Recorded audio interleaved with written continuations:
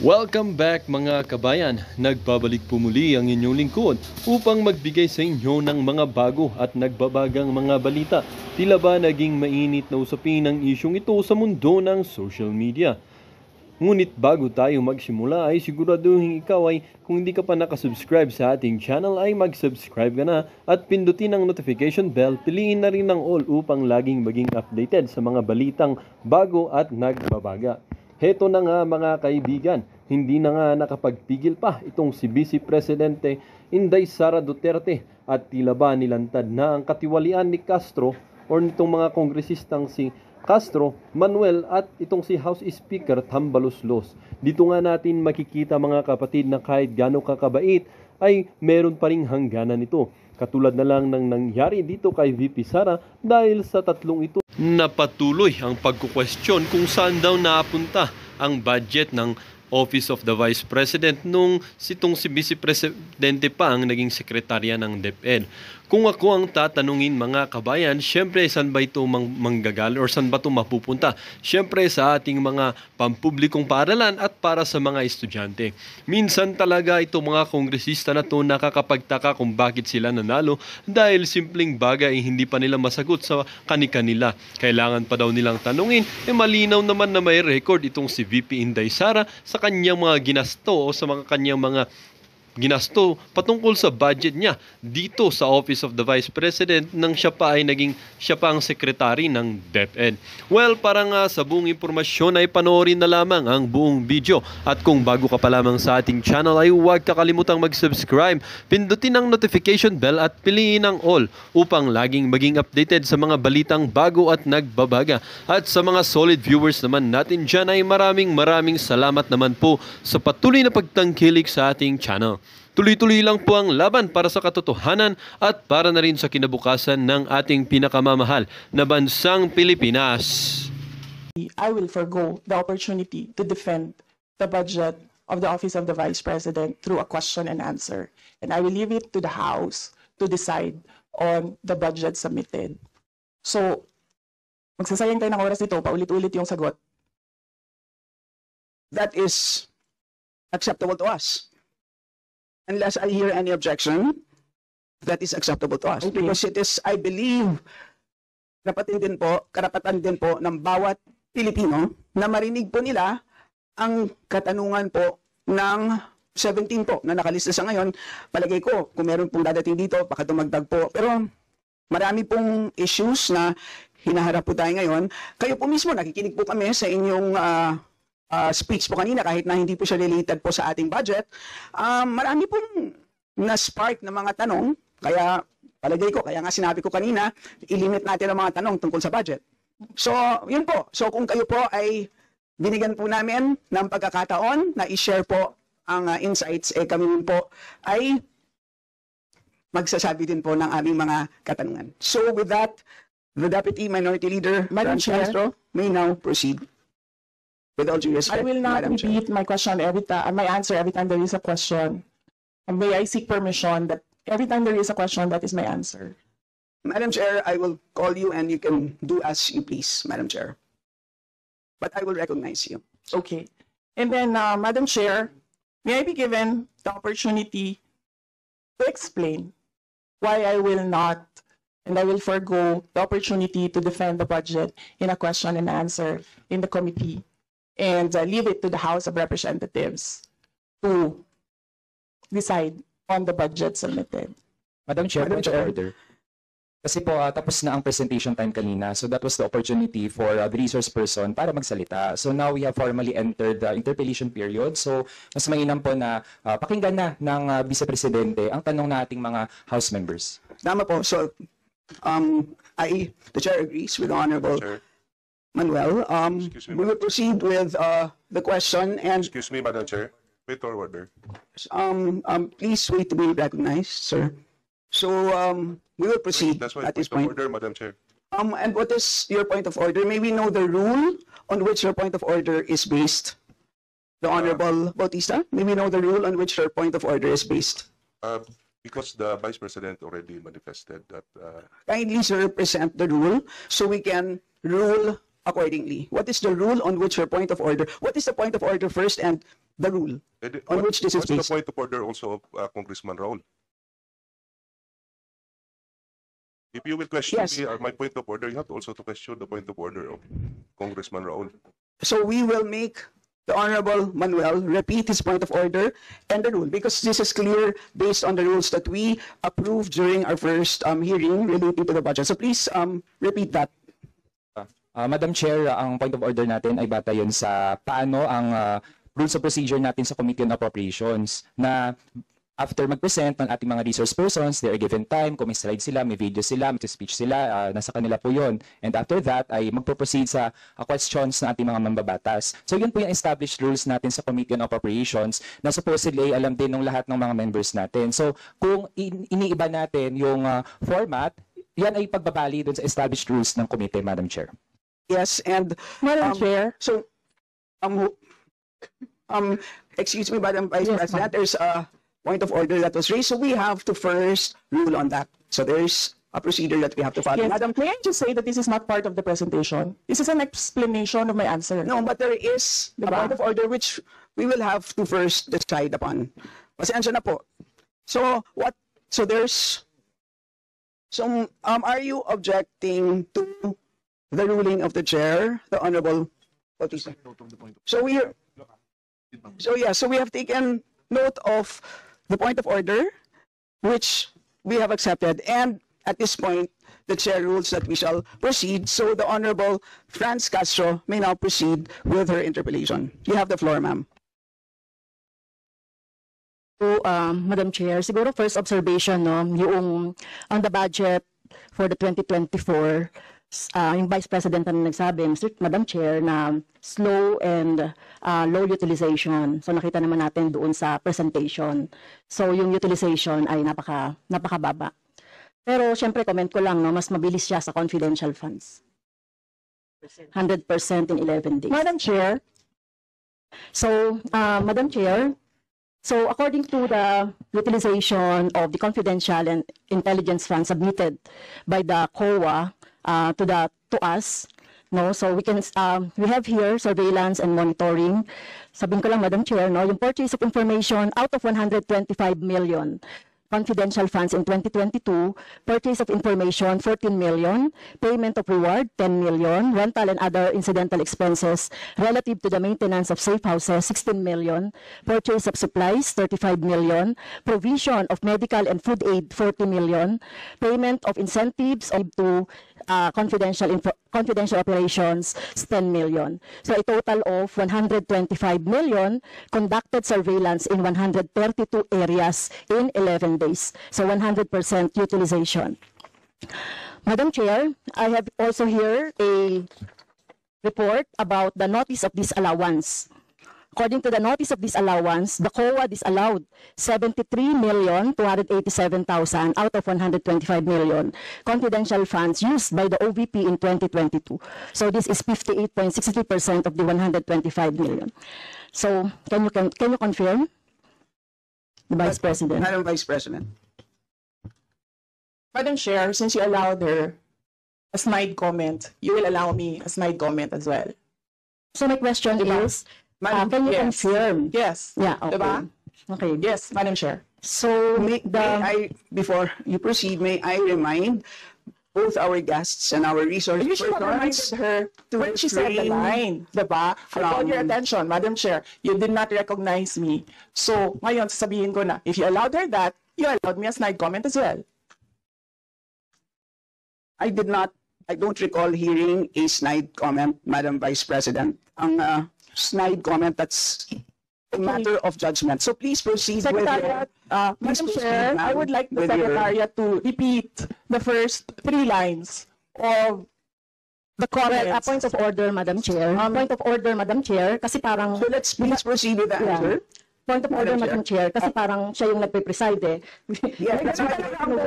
Kasi inuutusan mo Madam yung Vice President. secretariat natin sa Committee on Appropriation. Yes, Alam mo so na, di ba? please, So, yes, okay, thank you, Madam Madam Vice Chair. President, please proceed with the response. There's a question. Please proceed with the response. Madam Chair, I do not understand. Bakit a person convicted of child abuse is still sitting in a seat. Point of order, Madam Chair, yung sinasabi natin na dinadivert ang usapan sa ating budget hearing. Kung nagawa po niya yan sa Senado, Madam Chair, dapat hindi natin yan pahintulutan dito sa Kamara. You allowed her a snide comment and then you will not allow me Please wait a to be snide recognized. comment? Excuse me, our members and our guests. I warn please, you. Please wait Don't go to this rabbit hole. Please wait to be acknowledged before you speak. Okay, so at this point, Honorable Manuel. Madam Chair, again, it's another point of order kasi kapag may mga deliberation tayo, we should stick to the topic. Hindi pwede, Madam Chair, na dinadivert natin yung usapan para hindi natin sagutin yung tanong ng mga mambabatas natin. This is actually the best opportunity, formal proceedings, nakikita po ng publiko para malaman anong sagot ng Vice Presidente. So hindi po natin napapayagan ang ganong mga argumento na hindi naman tumutumbok dun sa topic natin. So, Madam Madam Vice Chair, President, there's I a will make this question. easy for you. Please make Sige, ma'am. your responses direct to the point. Sige, ma'am. I will make this easy for you. What rules are we using for this budget hearing? We have our rules Yes, ma'am. adopted by the Committee on Appropriations. Right, okay. We searched for that rule. So we only found the general rules. So we have a copy of the rules for budget hearings. Well, as far as I'm concerned, mas importante ang rules para sa amin. Kayo po, ang kailangan nyo lang marinig is yung acknowledgement for you to begin to speak. Yun lang po ang pinaka-importante para sa guests. Sa totoo lang po. Yes, ma'am. So ang pinaka-importante, yes, you may proceed. At saka po yung adjournment, yun lang po. Yung termination po, yun ang pinaka-importante lang po. For the rules, yun ang ay importante para sa members. But we may provide the copy to you. Yes, So ma'am. please proceed and answer the May we question. request a copy? Yes, yes, absolutely. But Yes. please, there is a question. And do you want us to repeat the question? And we will not penalize you all the time. I don't You can repeat the facts from the notice of disallowance. I don't need to the repeat Honorable the Franz. question. Yes, Honorable Franz Castro, you may repeat your question on the notice of disallowance, I believe. Yeah, tama, Madam Chair. So according to COA, the notice of disallowance is amounted to 73,287,000 out of 125. At ito po, Madam Chair, yung mga breakdown ng mga disallowed na mga na mga purchases. So reward payment of 10 million, payment of rewards, various goods, 34.857 million, payment of rewards, medicines, 24.93 million, tables, chairs, desks, computer and printers, 3.5 million. So, ang question, Madam Chair, so yung letter A, B, and C, so nakita naman natin nandoon yung sa joint circular. How about yung ito, no? How about yung mga tables, chairs, desktop, computer na umabot po ito sa 3.5 million. So, pwede bang maipaliwanag kung bakit ito pinurchase, Madam Chair? Madam Vice President. Madam Chair, I still request for the rules of the budget hearings. Okay, gusto mo sagutin ko, ma'am. Yes, Madam. This is a hearing of the budget of 2025. Nasaan dito ang confidential funds? Yung tanong niya, Madam confidential Chair. funds. Nasaan dito? Honorable Madam Franz, Chair, ito yung continuing, continuing questions pa natin noong 2024, during the last budgets. Hindi na ipaliwanag itong 125 million na alam naman natin na wala ito sa budget ng 2022. So, ito, Madam Chair, sa rule naman natin, lahat dito tinatanong no? So, according to the budget, whether it is in the past, kasi nakikita natin yung utilization noong mga budget, kahit na yung past years, ay pwede natin busisiin dito, Madam Chair. Tama ba ako, Madam Chair?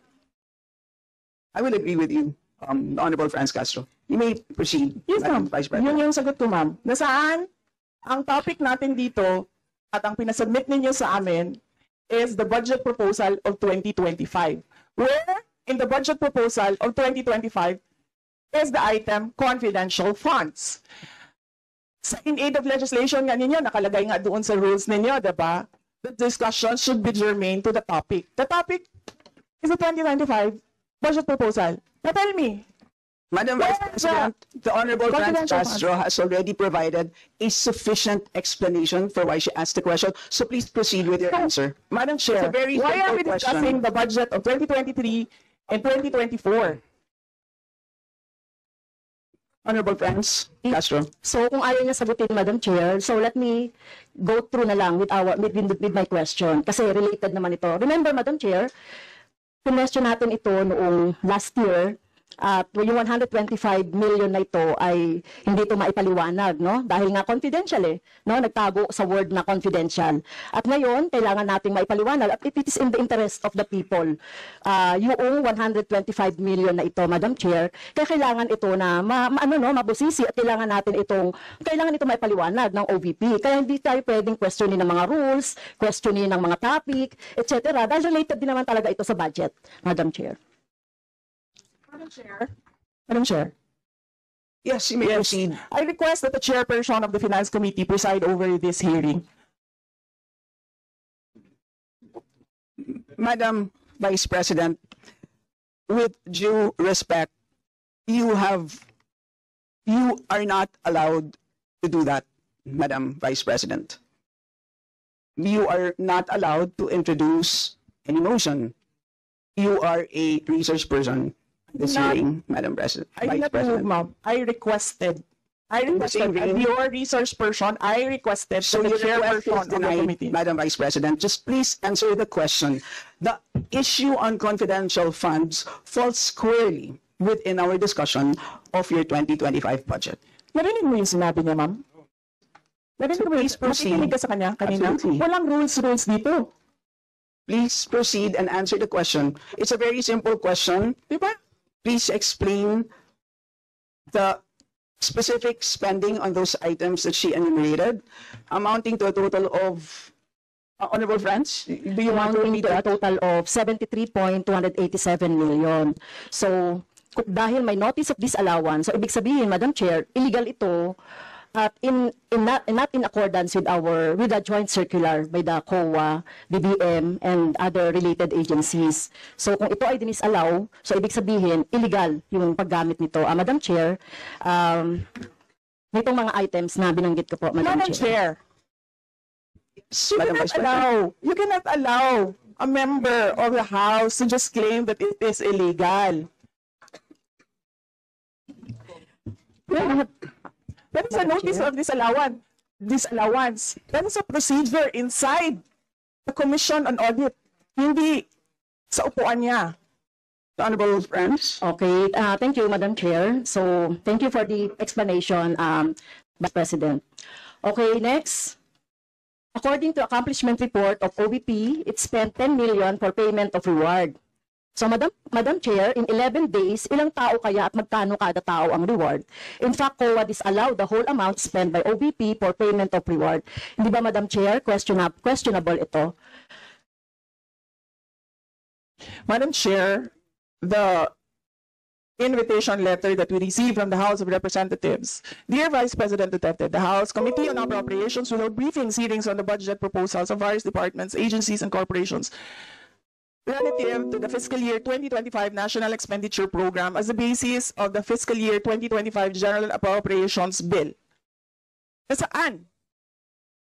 Sa presentation ko kanina, ang haba. Ang confidential funds. Honorable friends, Castro.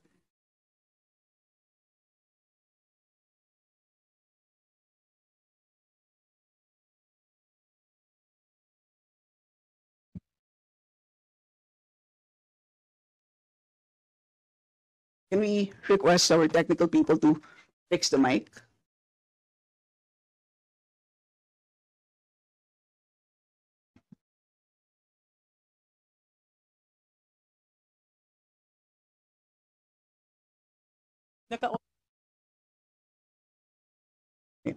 Can everybody check their mics and make sure that they're switched off para maka-switch on yung si Franz?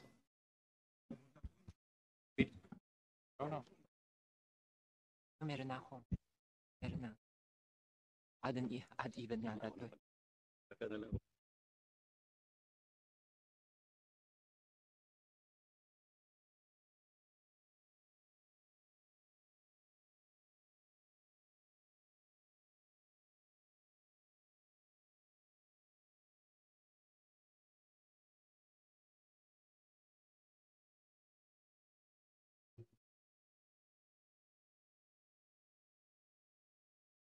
Madam Chair, point of order lang ulit, Madam Chair. Kasi kailangan lang nating ma-establish. I would assume hindi naman po pinanganak kahapon ng ating resource person. Practice po natin sa Madam House Chair, that is a polite remark. na para po tayo ay makapagtalakay ng budget na pinopropose para sa susunod na fiscal year. Chine-check natin paano din gumagastos yung mga ahensya even in the current year and in the past year. Also, Madam Chair, Section 162, Rulings as Precedents, rulings on questions raised by members shall form part of the parliamentary practice of the House. At practice po natin since time immemorial na hindi lang po ang proposed budget yung tinatalakay. Kasi yung performance ay dapat bahagi din ng discussion. Yun lang, Madam Chair.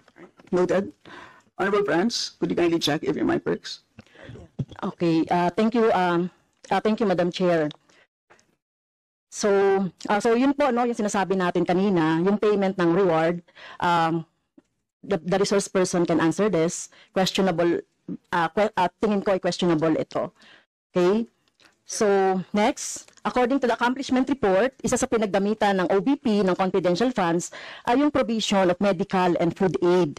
This is not allowed under the Joint Circular number 2015-01 dahil kailan pa naging confidential fund ang pagbibigay ng ayuda. Or kung ito naman ay ginamit sa mga ginamit na tao, informant, in 11 days. So, paano kaya ginamit itong 40 million na ito, no, para sa medical and food aid in 11 days, Madam Chair? So yun yung tanong ko. Kung dito ginamit doon sa mga aids, medical aid or food aid, pero paano kaya, Madam Chair, ginamit itong 40 million na ito as a medical and food aid ng ilang tao in 11 days? So, yun po yung tanong natin, Madam Chair. Madam Vice President. Madam Chair, the subject of this hearing is the OVP 2025 budget proposal. We do not have an item of confidential funds in the OVP budget proposal. Honorable friends. So, I continue, Madam Chair. Isa sa bumubukol na confidential fund ng OBP noong 2022 ay nasabi ko na, Madam Chair, yung medical and food aid at saka yung mga purchase of supplies. According to the accomplishment report, the OBP spent 40 million now for medical and food aid in 11 days. So, ang ibig sabihin nito, Madam Chair, konting math, pumapatak na 3.64 million kada araw ang gastos, no, para sa food and medical aid. So, hindi natin maintindihan, Madam Chair,